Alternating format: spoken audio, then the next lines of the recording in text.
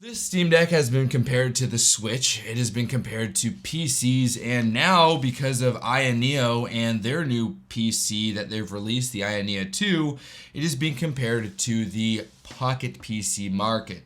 Because realistically, that's what the Steam Deck is. But who is it for? That's the real question. Because at $400 to start and $650 to max out, is this the budget PC or is it just a fun gadget? Let's talk about it. First and foremost, this right here is my Nintendo Switch OLED. I love this thing so much. It finds its way into my bag every day, even if I'm bringing my Steam Deck. And though I've compared the two, they are, well, aside from form factor, nothing alike. This thing right here is a dedicated gaming console, while this thing right here is a PC. Yes, a full-fledged PC that has, well, SteamOS on it. And so let's put this guy away because the comparison has already been made, and let's get after some more things about who this is for. First and foremost, this is a gaming PC.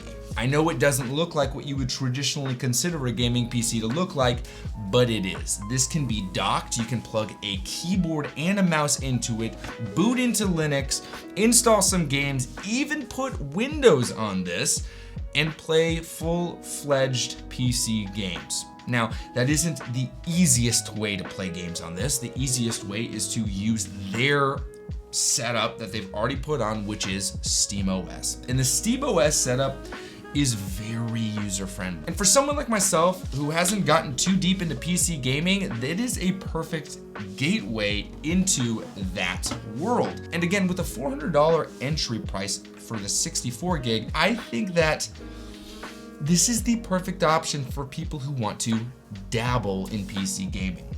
As I said, you can plug in a mouse and keyboard even through the SteamOS side of it and play games that way, which opens up a far larger pool of games to play.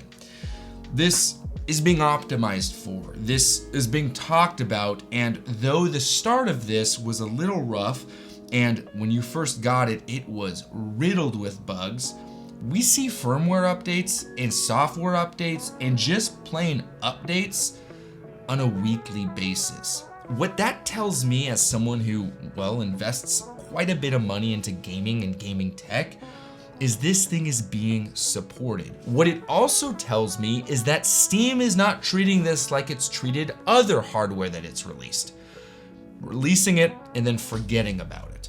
No, Steam is listening to the community. It's also allowing the community to do more to this. You can repair this on your own. You can take it apart, put new things in it, close it back up, pray that you did it right, and it's still good to go.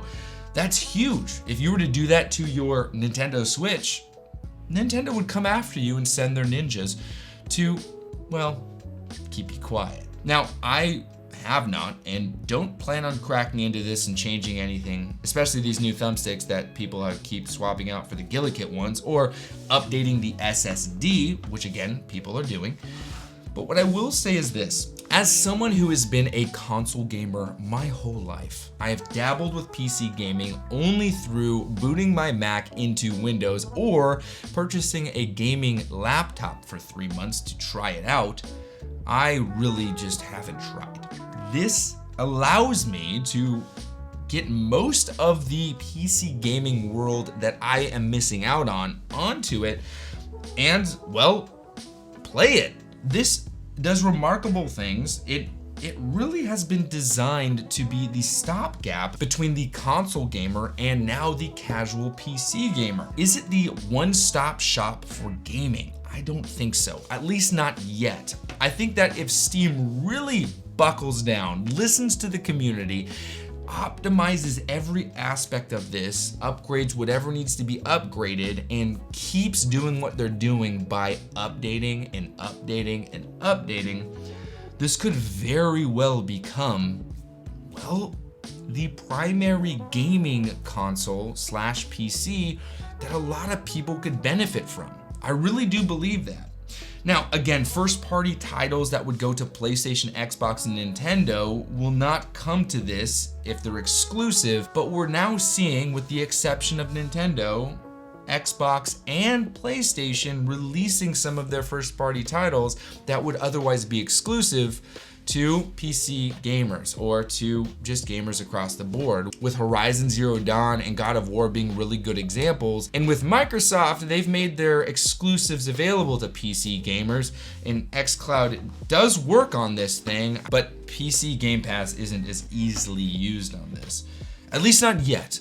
And that's exciting because I know that there are people working on that, whether it's people that work with Valve or just everyday you and me's. People are constantly trying to get this thing to do more than it was released to do. And when it does it well. I think that this in its first form is for some people. I don't think it's for everybody. I do enjoy it, and I recommend it for the enthusiast or those who want to, again, dabble with the PC gaming. If you're someone who is investing more time in emulation, this is the best emulation device out there. I will hands down say that. I have watched multiple videos and done my research when it comes to other emulation devices, and when it comes to the ability and the user-friendly nature as well as the capability of a machine, this right here just wins. But if emulation isn't your primary focus and you have zero Steam library and you're like, man, the Steam Deck just looks really cool to use, understand that what you're purchasing may come with, well, some drawbacks. If you do not have a Steam library, you have no intention to emulate, you are going to get a piece of hardware that is really cool, but can do nothing for you. There are no exclusives that exist to Steam. There is no cartridge slot here, so you can't really borrow a game from a buddy to use it or rent one through some sort of rental service.